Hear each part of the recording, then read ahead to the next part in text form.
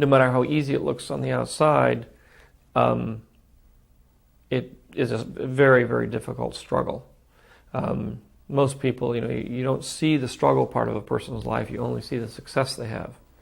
But I haven't met anybody here at the Academy or anywhere else that hasn't been able to describe years and years and years of very, very difficult struggle through the whole process of achieving anything whatsoever. So, and there's no way to sort of get around that. And the secret is just not to give up hope.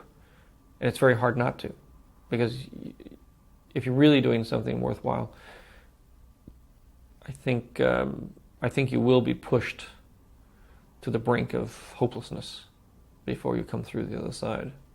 And you just somehow have to hang in through that. I've had much more down in my life than I've had up, and much more struggle. I started first of all, when I went into film school, everybody said, what are you doing? It's kind of a complete dead end for a career, because nobody has ever made it from a film school into the actual film industry. Just, maybe you go to work for Lockheed or some industrial company to do industrial films, but nobody actually made it into the entertainment business. I had no interest in going into the entertainment business, so I didn't really care. I was more interested in just doing films, going back to San Francisco, doing experimental films and that sort of thing, and maybe making documentaries and that sort of thing. So I didn't care. Then I finished school. I went to San Francisco, and everybody said, "Why are you going to San Francisco?" I said, "That's where I live." And they said, "You can't possibly work in the film business living in San Francisco." And I said, "Well, I want to live where I want to live, and I will make films because I love to make films." I talk to film students now, especially, I say the easiest job you'll ever get is to try to make your first film, because that's the easy one to get, is the first film, because nobody knows whether you can make a film or not. You've made a bunch of little projects, you've shown off you have talent, and you talk real fast, and you convince somebody that you should be doing a feature, and they let you do a feature. After you've done that feature, then you really have a heck of a difficult time getting your second film off the ground.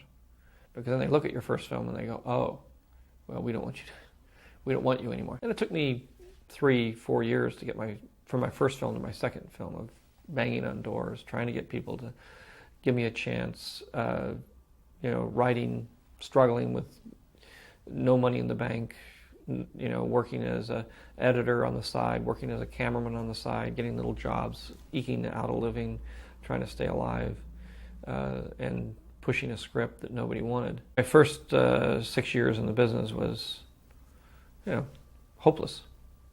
And there's a lot of times when you sit and you say, "Why am I doing this? I'll never make it." It's not going to happen. It's just, I should really go out and get a real job and try to survive. Because I borrowed money from my parents, I borrowed money from my friends. I was sort of, it didn't look like I was ever going to actually be able to pay anybody back, which is a part of living. When we were in film school and we were starting in the film business, the door was absolutely locked, and there was a very, very high wall, and nobody got in. Therefore, all of us beggars and scroungers down at the front gate decided that if we didn't sort of band together, we wouldn't survive, and that if one could make it, that one would help all the others make it, and we would continue to help each other. So we banded together. That's how cavemen figured it out. Any society starts that way. Any society begins by realizing that together, by helping each other, you can survive better than if you fight each other and compete with each other. If I got a job, I would help somebody else get a job. If somebody got more successful than me, it was partly my success. My success wasn't based on how I could push down everybody that was around me. My success was based on how much I could push everybody up. And eventually their success was the same way, and in the process they pushed me up, and I pushed them up, and we kept doing that. And we still do that. And even though we all have, in essence, competing companies, we see it as, if everybody succeeds, or my friend succeeds, then everybody succeeds. So that's the key to it, is to have everybody succeed, not to gloat over somebody else's failure. The best way to pursue happiness is to help other people, because there's nothing else that'll make you happy. You can be as rich and famous and powerful as you want to be, and it will not bring you happiness. And that's said over and over and over again. It's such a cliche that it hardly needs to be said, but people don't understand that it's actually true. and you can find people rich, powerful, and famous, and they aren't happy. And you can find people who have discovered the fact that it's really helping people.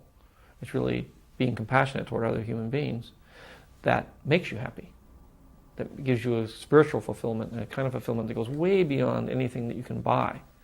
I say this is a 5,000-year-old idea, and every prophet, every intelligent, rational, successful person has said it, and it's a very, very simple idea, and the most important part of it is true.